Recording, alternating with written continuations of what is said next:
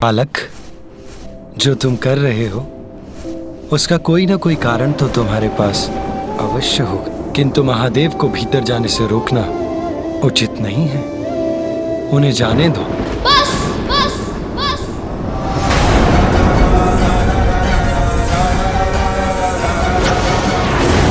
अब और कुछ मत कहिए।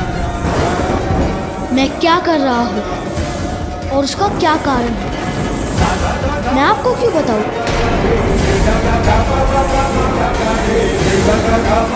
और वो कौन है, भीतर क्यों जाना चाहते हैं, ये मुझे कुछ नहीं सुनना। इतना हठ उचित नहीं है पुत्र। हम तुमसे बड़े हैं, हमारा कहा मानना तुम्हारा कर्तव्य है। पुत्र, तुम्हारे शुभ चिंतक हैं हम, इसीलिए तुम्हें समझाने का प्रयास कर रहे हैं। व्यक्ति का हट उसके विनय को हर लेता है, और जहां विनय नहीं वहां विनाश अवश्य होता है। इसलिए अपना हट त्याग दो, अन्यथा उसका अवश्य ही कोई भारी दुष्परिणाम होगा। हम तुम्हारा हित चाहते हैं, तुम्हें कोई हानि नहीं पहुंचाना चाहते। अच्छा, सच? आप मुझे हानि नहीं पहुंचाना चाहते? तो फिर ये और इनके पशु क्या मुझसे मनोरंजन के लिए युद्ध कर रहे थे? नहीं पुत्र, युद्ध से कहाँ किसी का हित होता है। युद्ध तो सदैव बुराई का अंत करने का अंतिम उपाय होता है, किंतु युद्ध तो व्यक्ति को अपने भीतर बसे अहंकार और क्रोध से करना चाहिए। यदि सभी ऐसा करें तो युद्ध स्वतः ही टल जाएगा। और यदि तुम भी अपनी बातों से मुझे भ्रमित मत कीजिए। ये युद्ध अवश्य टल जाता यदि आप और आपके कृपा पात्र मेरे कार्य में विघ्न नहीं डालते और मुझे अकेला छोड़ देते। सुनो पुत्र, इस समय एक ही बात महत्वपूर्ण है कि तुम अपना हट त्याग कर महादेव को भीतर जाने दो। यदि तुम्हारी माता ये बात सुनेंगी कि तुमने महादेव को भीतर जाने से रोका है तो वो प्रसन्न नहीं होंगी। मेरी माँ को इस रिवाज में मत लाइए। इतने समय से सभी को यही समझा रहा हूँ कि मैं अपनी माँ की ही बात सुनता हूँ और उनका आदेश कदापि नहीं टल सकता। बस बालक,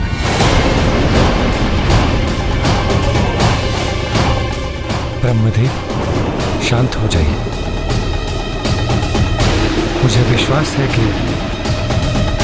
हम इस बालक को उचित आचरण पर लाने में अवश्य सफल होंगे। सफल होंगे? किंतु कैसे श्री हरि विष्णुदेव? ब्रह्मदेव, विष्णुदेव, कौन है आप? मैं नहीं जानता। बहुत सुन चुका। कितनी बार एक ही बात दोहरानी होगी? कदाचित आप ऐसे नहीं जाने वाले। मुझे ये उचित पाठ पढ़ाकर आपको भी लौटाना होगा।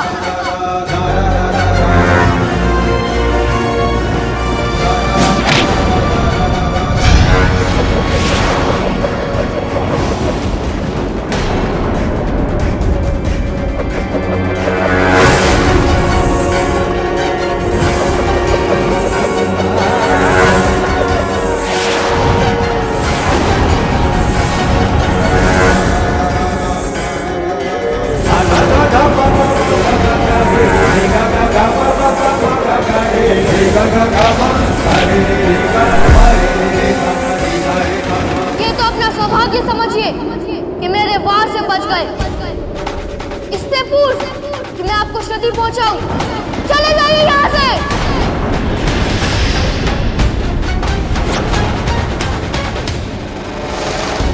रुक जाओ बालक, हमसे व्यर्थ संघर्ष मत करो। मुझे जो करना है वो मैं करके ही रहूंगा।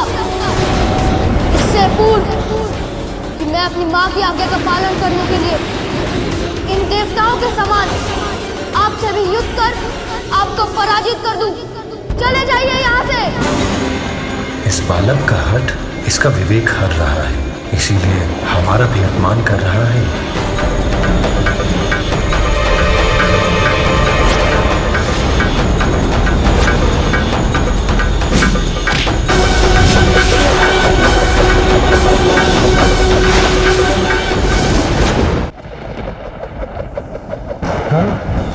आप जो भी करें, इससे इस बालक को तनिक भी क्षति नहीं पहुंचनी चाहिए।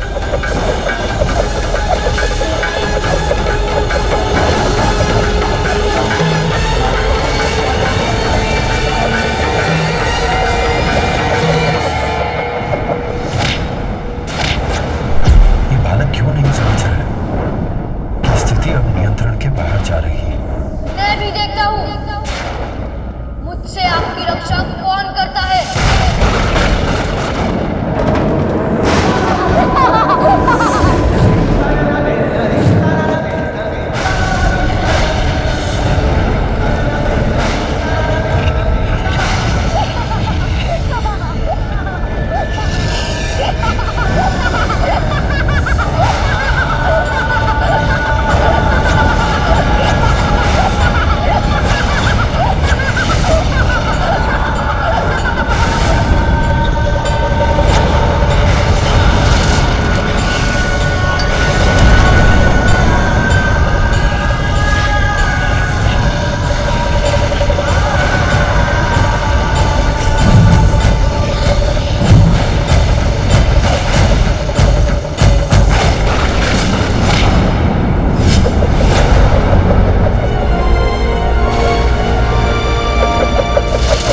क्या किया इस बालक ने?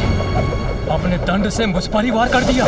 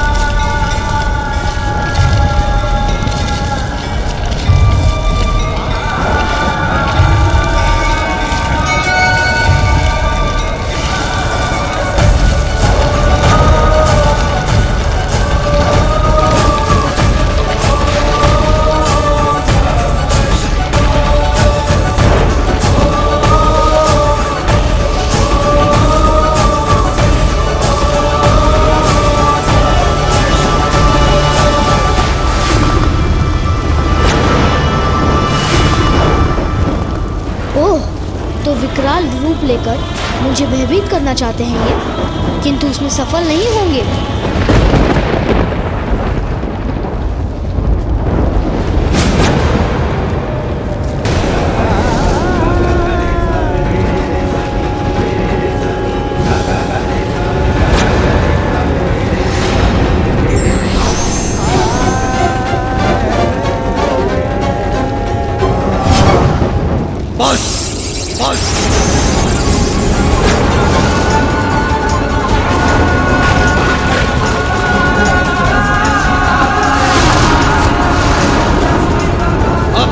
उद्दंडता की अति हो चुकी है।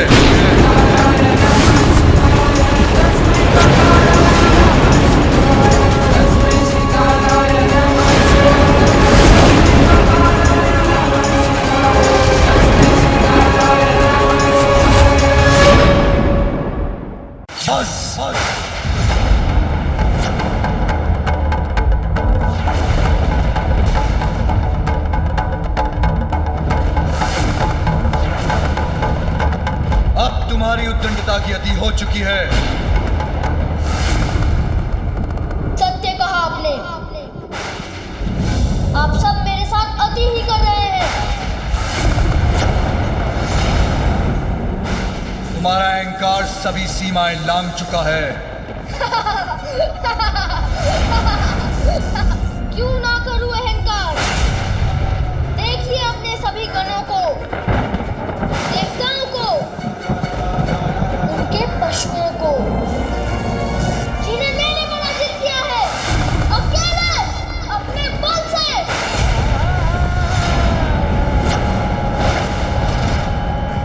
मुझे तो इस बात पर भी आश्चर्य है कि आप यहाँ आए।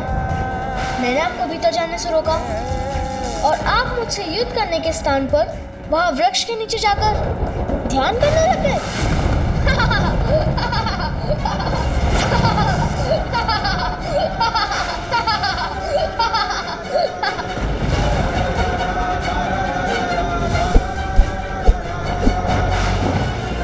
और जब आप विश्राम कर रहे थे तो आपने इन सभी को भेज दिया मुझसे युद्ध करने,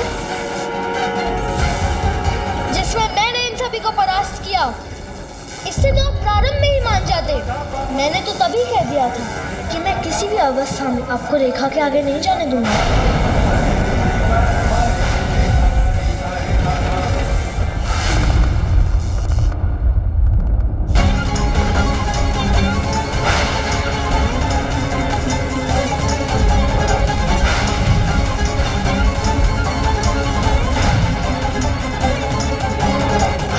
समय हो गया है। मैं देखती हूँ मेरा पुत्र कहाँ है, क्या कर रहा है।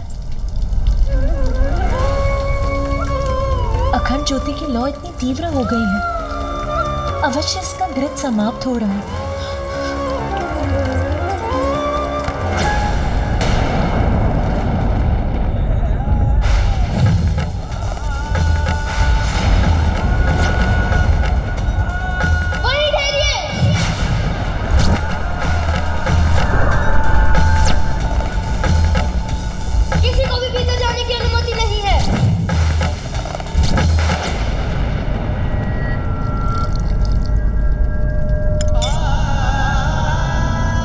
अखंड ज्योति तो शुभता का प्रतीक है, ये सदा प्रज्वलित रहे, इसके प्रति मुझे सहज रहना चाहिए। वस्त्र के स्थान पर पशु चर्म का कंठ रहने के लिए कोई घर नहीं। नाम पूछो तो कहते सभी नाम मेरे हैं। अब ऐसी बात करने वाले को भैरूपिया नहीं तो और क्या कहूँ, और क्या कहूँ, और क्या कहूँ। मुझे तो लगता है कि ये कोई बुद्धिहीन प्रतीत होते हैं। यदि आप नहीं रुके तो मैं आप पर प्रहार करने पर विवश हो जाऊंगा।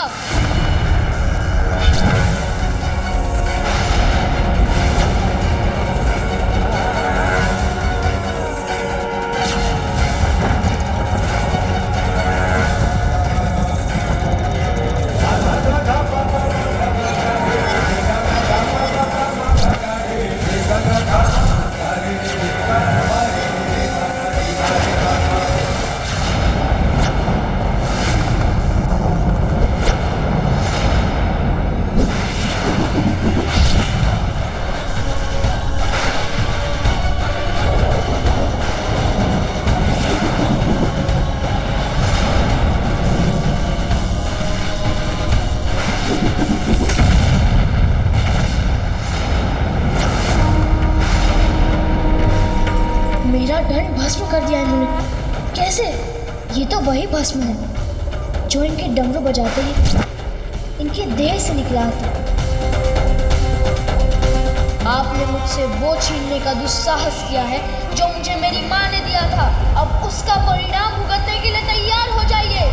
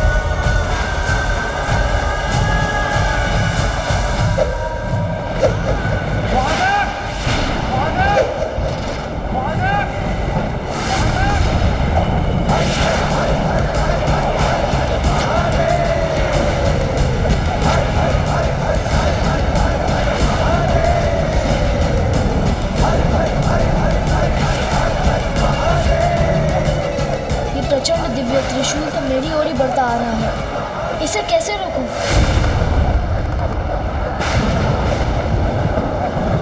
मुझे बताइए माँ, मैं आपके सभी दुख मिटा दूंगा।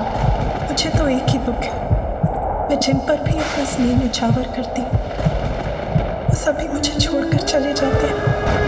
माँ, मैं आपको छोड़कर कभी कहीं नहीं जाऊंगा। आज मुझे अपने मातृत्व की पूर्णता का सुखद आभास हो रहा है। माँ, अब मैं आपकी रक्षा के लिए पूर्णतः तैयार हूँ। अब मैं किसी का भी सामना कर सकता हूँ। मैं स्नान करने जा रही हूँ, स्मरण रहे किसी को भी भीतर मत आने देना। मैं वचन देता हूँ माँ, किसी को भी भीतर आने नहीं दूंगा।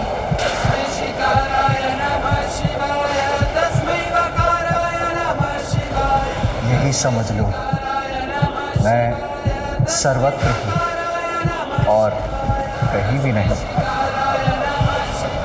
ये तो सर्वत्र व्याप्त था, कहीं इन्हें पहचानने में कोई भूल तो नहीं हुई मुझसे।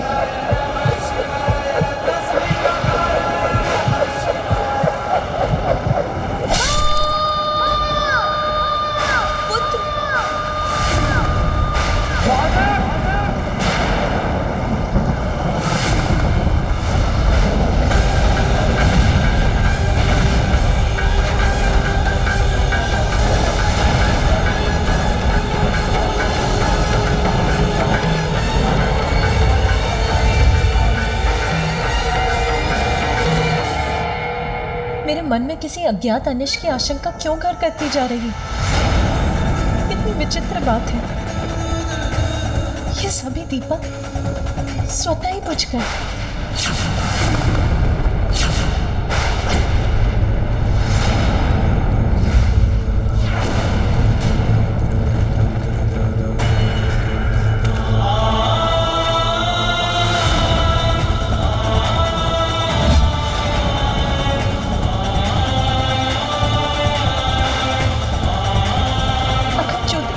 ऐसे भड़क रही है कि वो भी एक बार भड़क कर बुझ जाएगी।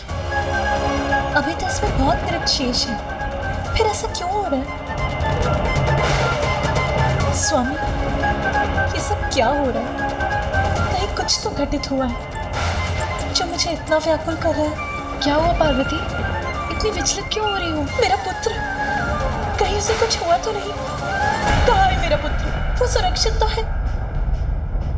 तुम्हारा पुत्र बाहर ही होगा, जहाँ तुमने उसे द्वाररक्षण के लिए खड़े रहने के लिए कहा था। और यहाँ कैलाश में उसे क्या अहित हो सकता है? तुम निश्चिंत रहो, वो अवश्य सकुशल और सुरक्षित होगा। फिर मेरा हृदय व्यथित क्यों हो रहा है? अब इस बालक की भयंकर रूप के पश्चात महादेव का कोप शांत होकर ग्लानि का रूप ले रहा है।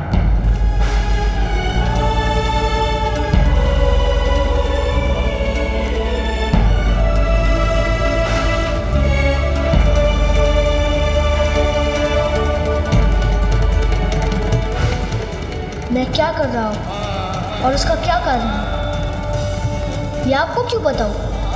इतने समय से सभी को यही समझा रहा हूँ कि मैं अपनी माँ की ही बात सुनता हूँ और उनका आदेश कदापि नहीं टल सकता। अब तो मृत्यु भी मुझसे पराजित हो गई। अपनी माँ की शक्ति से रक्षित हूँ मैं, कोई मुझे पराजित नहीं कर सकता।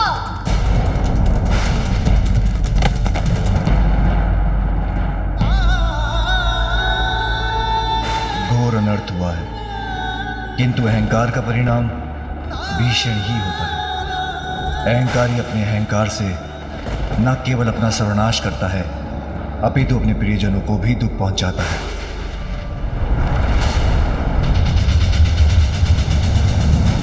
अनर्थ, घोर अनर्थ हुआ है ये। इतनी अल्पायु में इतने कोमल सुकुमार पार्वती पुत्र का इतना भयंकर अंत हुआ है। कितना अपार कष्ट हुआ होगा उसे।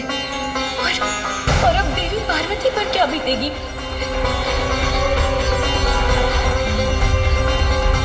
माता का दुख तो मुझे भी व्याकुल कर रहा है। देवी पार्वती, तुम्हें होने वाली अपार पीड़ा की कल्पना मात्र से ही अत्यंत दुखी हूँ। तुम्हारे हृदय को होने वाली असीम पीड़ा की कल्पना से आहत हूँ मैं।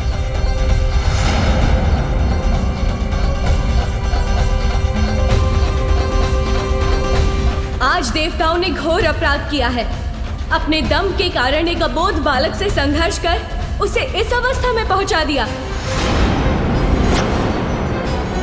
अपने इस कृत्य के लिए देवताओं को दंड अवश्य मिलेगा। ये क्या अनर्थ कर दिया आपने। आप तो देवराज हैं, आपको तो स्थिति संभालनी चाहिए थी, किंतु आपने तो अग्नि में खिंच डालने का ही कार्य किया, जिसका परिणाम इतना भयंकर हुआ। ये उचित नहीं किया आपने। जो हुआ वो अनुचित था। सभी सीमाओं का उल्लंघन किया है आप देवताओं, उसका परिणाम आप सभी को भुगतना ही होगा। असत्य है, ये असंभव है। ऐसा कदापि नहीं हो सकता देवी। यही सत्य है।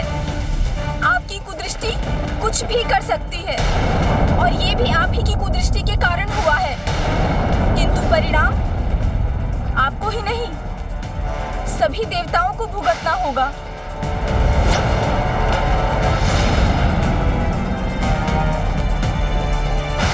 देवताओं और उनके साथ साथ समस्त संसार पर इस घटना का क्या प्रभाव होगा, ये कौन कह सकता है।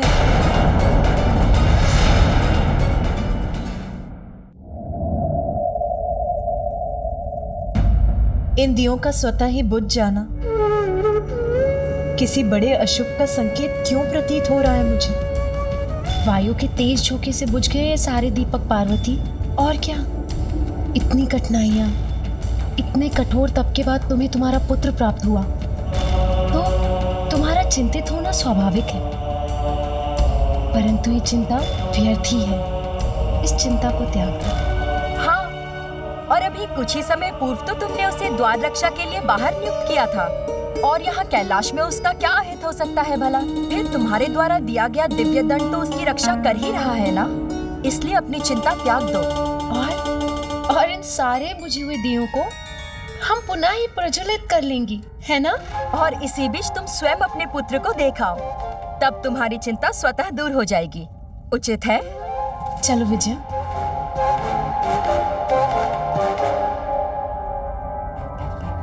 मेरा हृदय कंपित हो रहा है, मन शांति नहीं हो रहा, जैसे कि किसी अज्ञात व्यथा ने घेर लिया हो मुझे, जिससे मैं मुक्ति नहीं हो पा रही हूँ।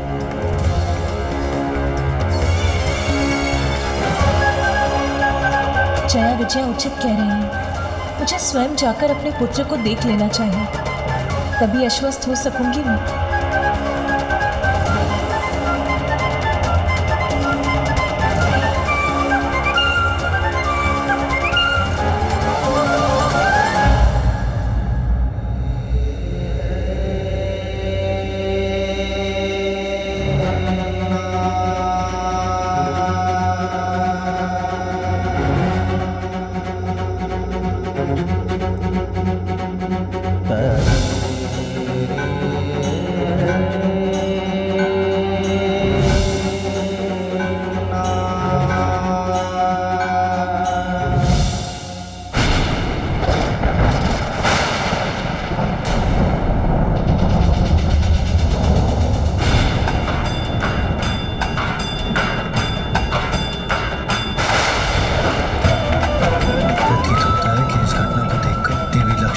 सरस्वती का क्रोध जागृत हो गया और वो कुपित होकर यहीं आ रही है।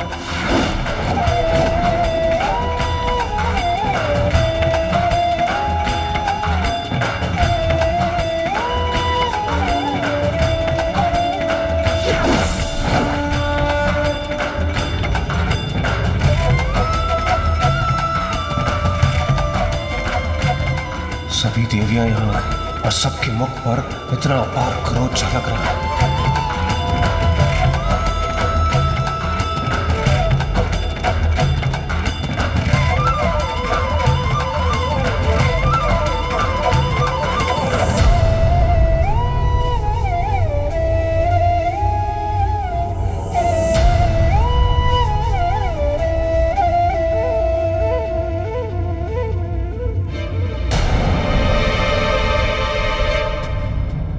अनुसार नेत्र पिता के हैं, किंतु इनकी सौम्य और मन भावन मुस्कान आपकी है देवी पार्वती। कितनी मनमोहक मुस्कान है, जैसे चारों दिशाओं को प्रकाशित कर रही हो।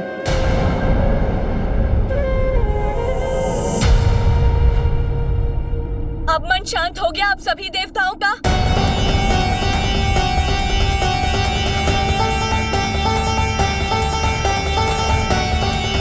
आप लोगों को ज्ञात भी है कि क्या कर बैठे हैं आप? जानते हैं ये बालक कौन था?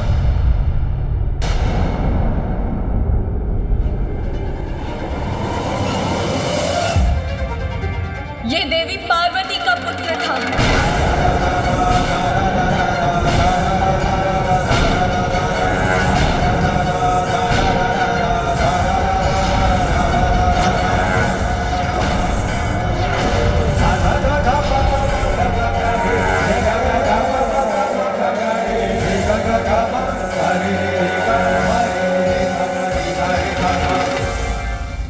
माता पार्वती का पुत्र? ये कैसे संभव है?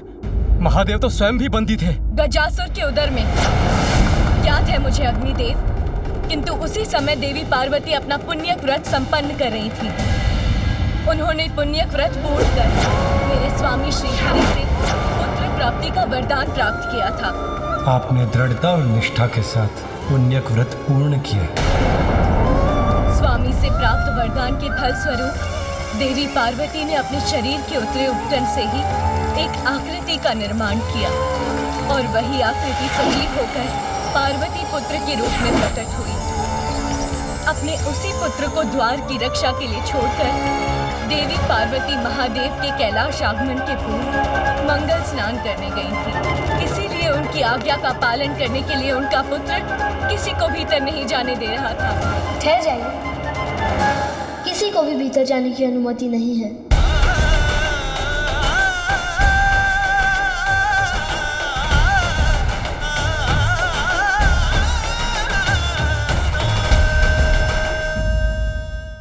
किंतु आप सभी ने देवता होते हुए भी इतनी सी बात को इतना बड़ा बना दिया कि उस बालक को अपने प्राणों से ही वंचित होना पड़ गया। नंदी, मैं तुम्हें अपने व्रत स्थल की रक्षा का दायित्व देती हूँ। मेरा व्रत पूर्ण होने तक यहाँ किसी का प्रवेश नहीं होना चाहिए। किसी का से मेरा अर्थ है यहाँ कोई नहीं आना चाहिए। जो आज्ञा माता।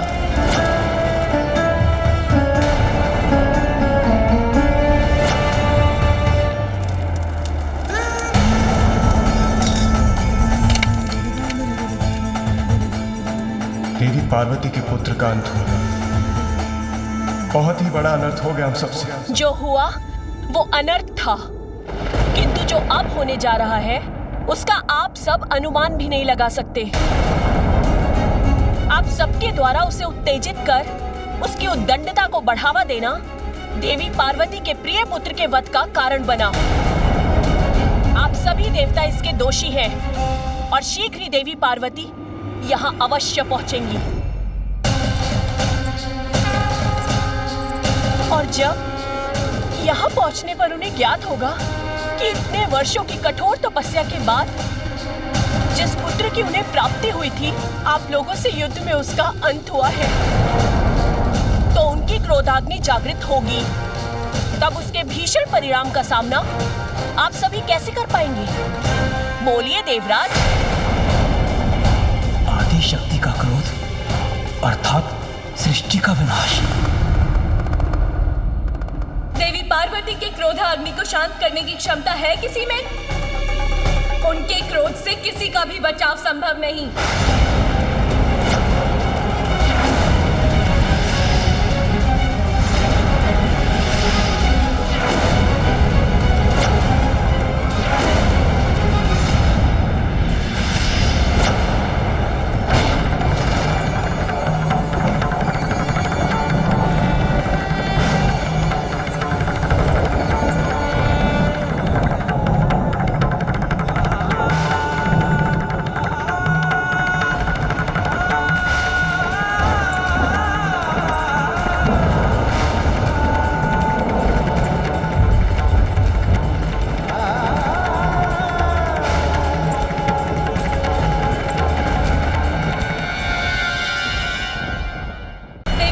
पार्वती के क्रोधाग्नि को शांत करने की क्षमता है किसी में?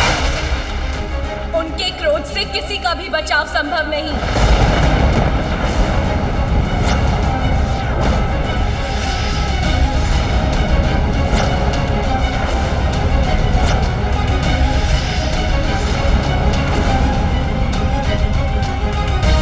मैं उचित कह रही हूँ ना यमराज? आपको तो स्मरण होगा, भक्त मार्कंडे के जब आप प्राण हरने गए थे तो आपसे महादेव के प्रति दृष्टता हुई थी, और उन्होंने आपके साथ क्या किया था?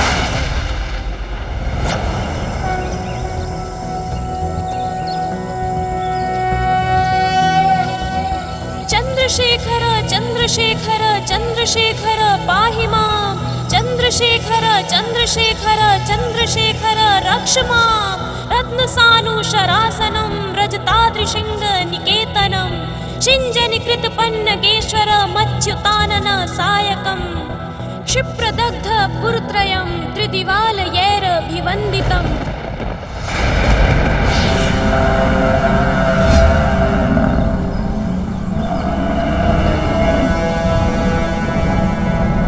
बालक, मृत्यु लोक में तुम्हारा समय समाप्त हुआ।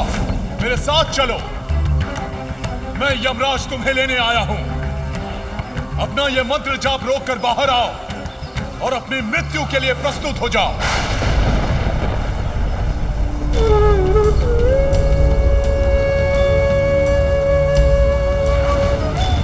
मैं भी मृत्युलोक त्याग कर यमलोक नहीं जा सकता, क्योंकि मेरे वृद्ध माता पिता को अभी मेरी आवश्यकता है और मैं महादेव का भक्त हूँ, इसलिए आप मुझे नहीं ले जा सकते। महादेव ने ही मुझे ये कार्य सौंपा है बालक। ये आयु संपूर्ण होने के पश्चात मैं सभी को मृत्यु प्रदान करूं। समय आने पर मुझसे किसी का भी बचाव संभव नहीं है, फिर वो शिव भक्त हो या विष्णु भक्त। मेरे समक्ष तो सभी विवश हो जाते हैं बालक, इसीलिए अब मेरा समय व्यर्थ मत करो और अपना हठ त्याग कर शीघ्र बाहर आओ। तुम्हें क्या लगता है बालक, यदि तुम बाहर नहीं आए तो मैं तुम्हें अपने साथ लेकर जाने में विफल हो जाऊंगा? मेरा ये पाश अब तुम्हारे प्राण बाहर खींच लाएगा।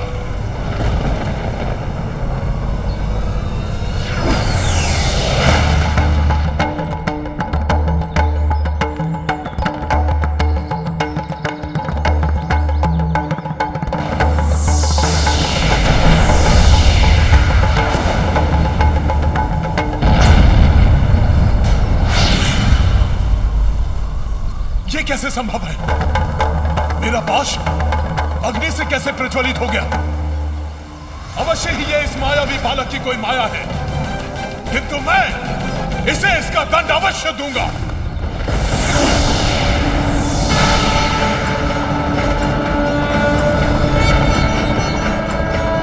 यमराज ने अपने पाश से शिवलिंग अर्थात मेरे स्वामी को स्पर्श करने का दुस्साहस कैसे किया?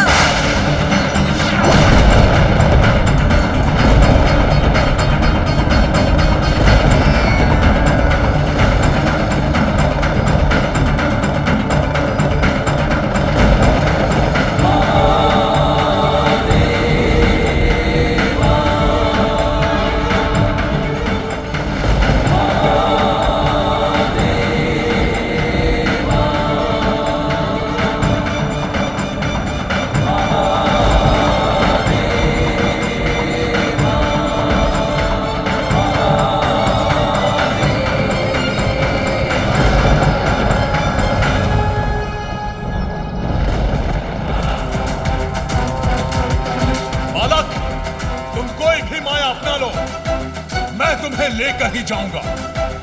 तुम्हारी मृत्यु ही तुम्हारी नियति है।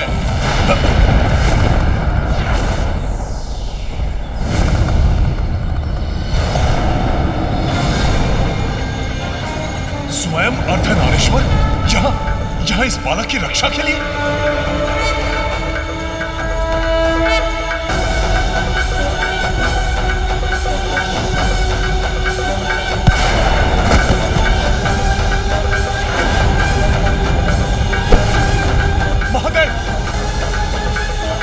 महादेव अपना त्रिशूल वापस ले लीजिए, अन्यथा अनर्थ हो जाएगा।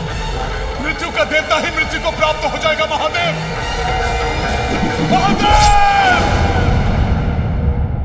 स्मरण है ना यमराज, तब आपके पार्थिव शरीर के समीप एकत्रित होकर इन सभी देवताओं ने देवी पार्वती से आपके पुनर्जीवन की प्रार्थना की थी, ताकि सृष्टि का क्रियाकलाप सुचारू रूप से चलता रहे। तब देवी पार्वती ने शांत होकर आपको पुनर्जीवन दिया।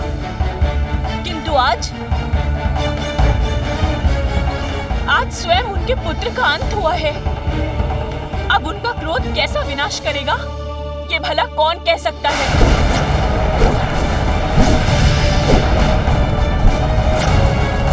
कोई भी स्त्री अपने पति और संतान को हानि पहुंचाने वाले को कभी भी क्षमा नहीं कर सकती।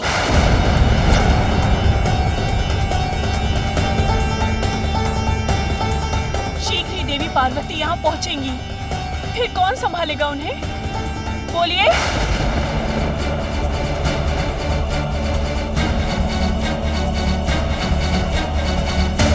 हे भोलेनाथ, हमें ज्ञात नहीं था कि ये बालक कौन था। देवराज, आपको ज्ञात नहीं था कि ये देवी पार्वती का पुत्र था, किंतु मुझे तो ज्ञात था ये कौन है।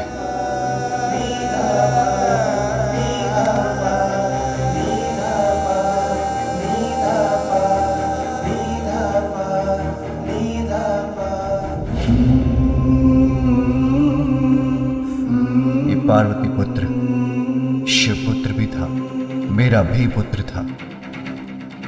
हम दोनों एक ही तो हैं, इसलिए मेरा पुत्र आपका भी पुत्र होगा। एक नारी का अस्तित्व तब तक कहाँ पूर्ण है जब तक उसे संतान की प्राप्ति ना हो। मुझे एक संतान का अनमोल उपहार देने की कृपा कीजिए स्वामी। ऐसा दुर्भाग्य है ये मेरा, मुझसे मेरे मातृत्व का अधिकार छीन लिया इन देवताओं ने।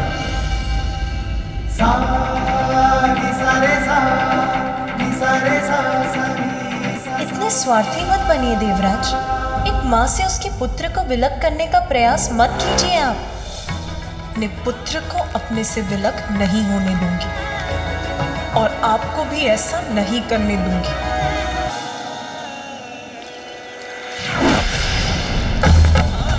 ये व्रत आपको अकेले ही करना होगा। इतने लंबे समय तक मेरे साथ से वंचित रहने का कष्ट उठा सकेंगी आप? यदि पुण्य व्रत के लिए ये आवश्यक है तो ये भी सहूंगी मैं।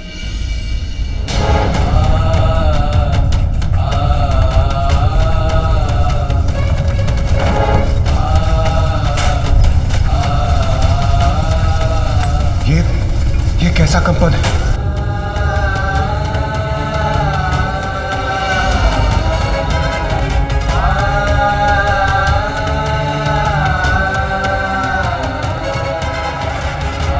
स्थिरता के प्रतीक है महादेव। संपूर्ण जगत उनके उदर में स्थित, और आज जब वो स्वयं अस्थिर हो रहे हैं तो बाहरी संसार में कंपन उत्पन्न होना स्वाभाविक। और यह स्थिरता मात्र कैलाश तक ही सीमित नहीं रहेगी। यदि इसका कोई समाधान नहीं निकला तो यह स्थिरता संपूर्ण ब्रह्मांड को प्रभावित करेगी। हम देवताओं को यहाँ नहीं ठहरना चाहिए। हमारा यहाँ रहना उचित नहीं। रुक जाइए। देवी पार्वती से भागकर कहाँ छिपेंगे आप? ऐसा कौन सा स्थान है इस संसार में जहाँ तक भी आपकी दृष्टि जा सकती है और ये संपूर्ण सृष्टि जिनमें समाहित है?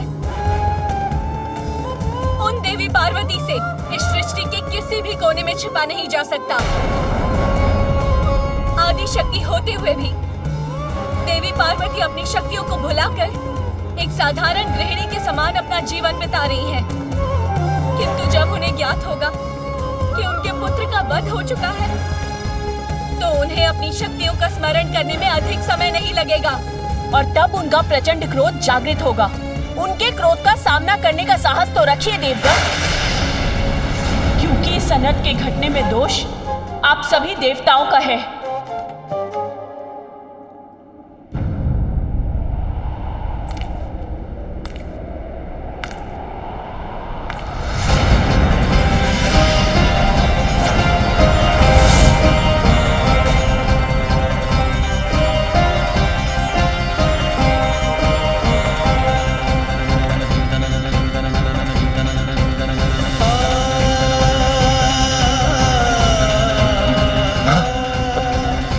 पार्वती तो यहाँ आई गई।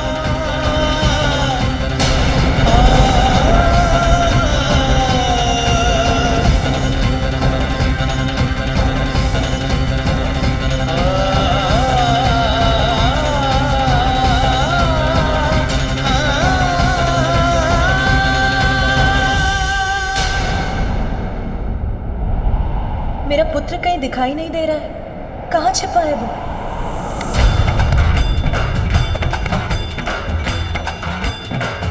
क्या बात, आज तो यहाँ सभी देवता एकत्रित हैं।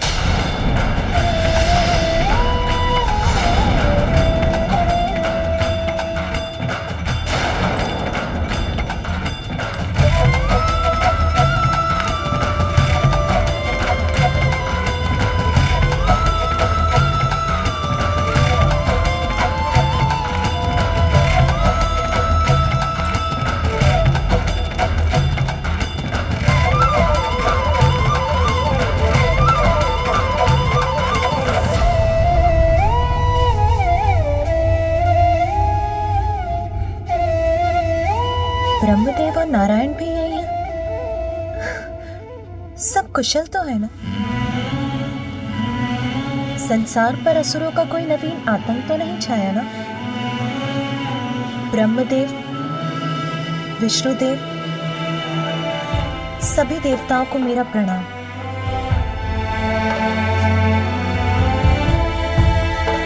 संकट आए भी तो भयभीत होने की क्या आवश्यकता है? आप सभी मिलकर किसी भी संकट के निवारण का उपाय सोच ही लेंगे।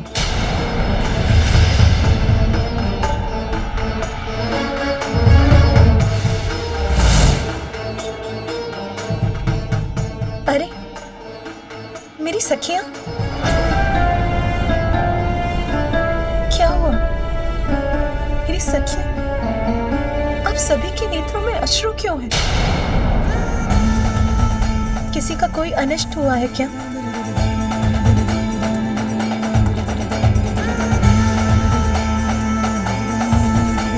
आप सब यहाँ, सबके मुख पर दुख का भाव, इसका कारण क्या है? ये मुझे कोई नहीं बता रहा। अवश्य कोई बड़ी घटना घटी है। मेरा हृदय व्याकुल हो रहा है।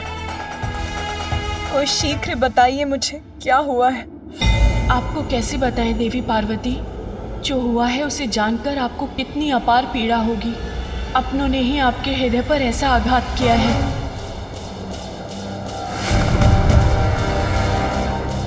स्वामी, स्वामी यहाँ है। उन्हें तो लौटकर सीधे मेरे पास आना चाहिए था। वो यहाँ अकेले क्यों बैठे हैं?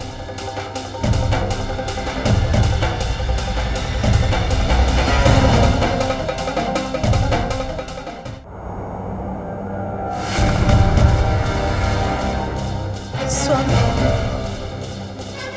स्वामी यहाँ है। उन्हें तो लौटकर सीधे मेरे पास आना चाहिए था। वो यहाँ अकेले क्यों बैठे हैं?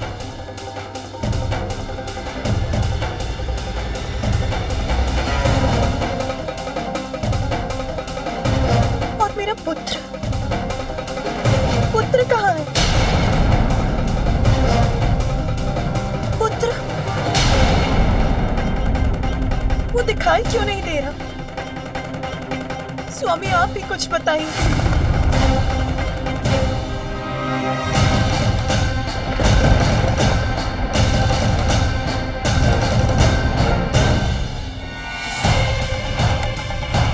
ये क्या है? किसकी आकृति है ये? कौन पड़ा है यहाँ भूमि पर? अब सत्य उजागर होकर ही रहेगा, उसे और नहीं छिपाया जा सकता।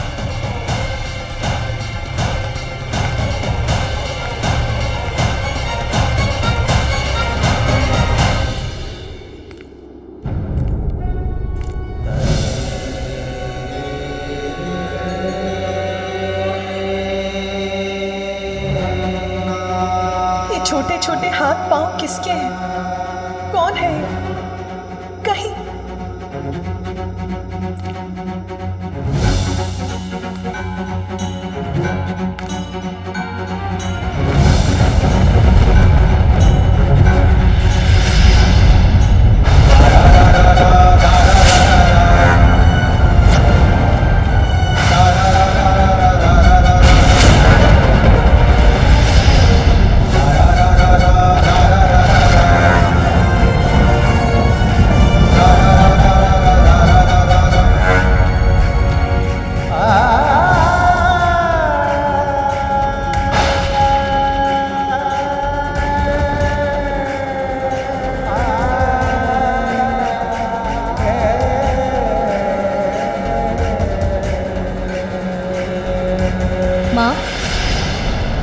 सेवा करने, आपको सुख देने आया हूँ। मुझे बताइए माँ, अपनी चिंता का कारण। इस संसार में मैं आपकी सभी चिंताओं को हरने ही तो आया हूँ।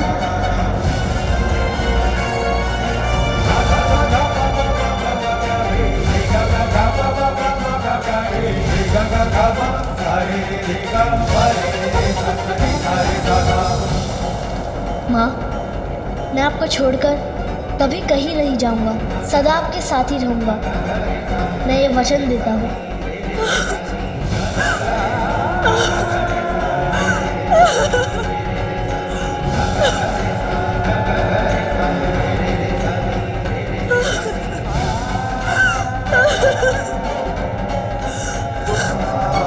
ये कैसे हो सकता है?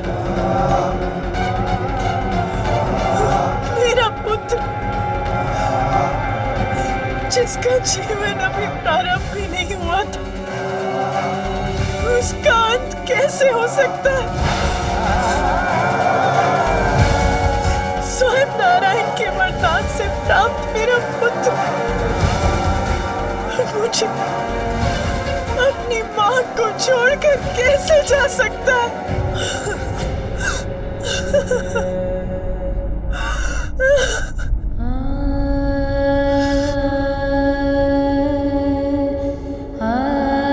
किसने किया ये क्रूरतापूर्ण दुस्साहस?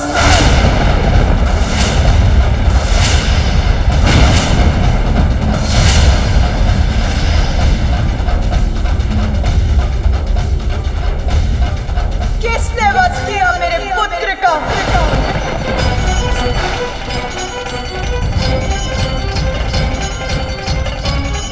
मैंने पूछा किसने?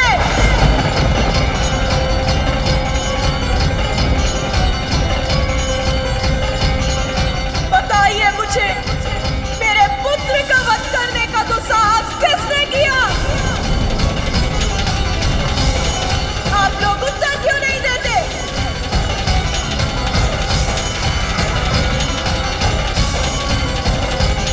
कौन है जिसने यह अपराध किया? कौन था जिसने मेरे पुत्र का अंत किया?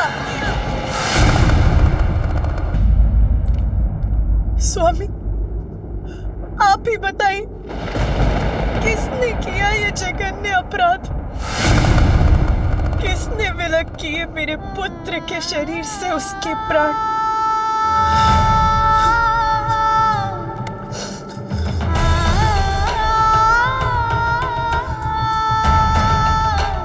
पुण्य व्रत की सफलता के फल स्वरूप ये पुत्र प्राप्त हुआ था मुझे। फिर मैंने आपके आने का समाचार सुना तो मैं स्नान करने चली गई। अन्य सभी गण तब आपके साथ थे, इसीलिए मैंने द्वार रक्षा के लिए हाथ छोड़ दिया। किंतु स्वामी, इतने ही समय में ऐसा घोर अनर्थ कैसे हो गया? बताइए स्वामी, कैसे हो गया ये घोर अनर्थ?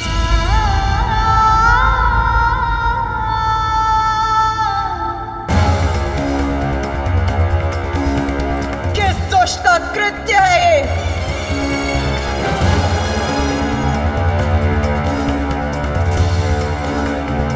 कौन है जो काल एक अनंत अंधकार में विलीन होना चाहता है? कौन है जो मेरे कोप का भागी बनना चाहता है? कौन है जिसने मेरे पुत्र का वध कर मेरे प्रति ऐसा अक्षम्य घोर अपराध किया है?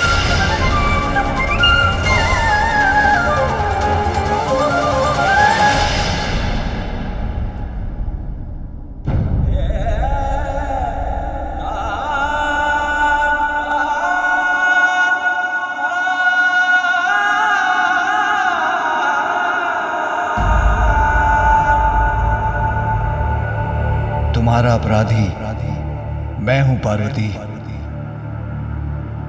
मैंने ही तुम्हारे पुत्र का वध किया है।